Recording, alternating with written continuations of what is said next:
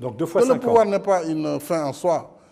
Donc je ferai 5 ans et certainement je demanderai la confiance de mes concitoyens pour poursuivre la politique qui est entamée.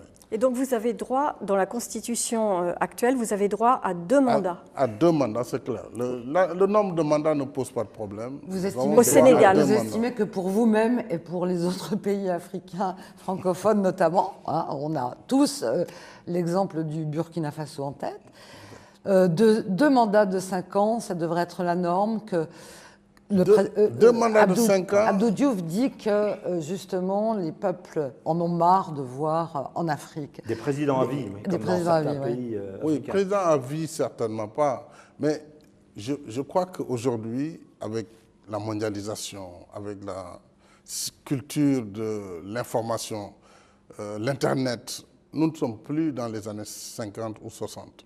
Donc le monde a changé. Les citoyens ont changé. Donc la manière de gouverner aussi a changé. Par conséquent, les 2 mandats me paraissent être un idéal. Ça me paraît être un idéal. Une décennie. Une décennie, si on n'a pas fait quelque chose en une décennie, c'est qu'on ne le fera pas si on a plus de temps.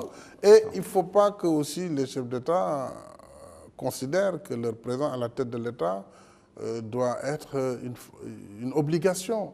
Je pense que si l'on considère que la présidence, c'est un mandat au service de son peuple, si on a la chance de l'exercer pendant 10 ans, on doit pouvoir donner la main à quelqu'un d'autre et puis aller faire autre chose. Il y a plein de choses qu'on peut faire dans Sophie la vie. Madibo, En tout cas, moi, je m'inscris dans cette dynamique Et donc et je pense que chacun devrait méditer ce qui se passe actuellement pour éviter, bien entendu, des soubresauts et des violences inutiles. Donc vous Maintenant, les vous pays soutenez étant ceux qui- différents, je dis toujours cela, gardons-nous de faire des jugements globaux et d'appliquer une recette pour l'ensemble des pays.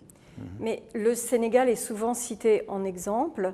Est-ce que vous n'avez pas matière à commenter un peu ce qui se passe par exemple au Togo où le président Faure Eyadema a décidé de ne pas toucher à la Constitution ?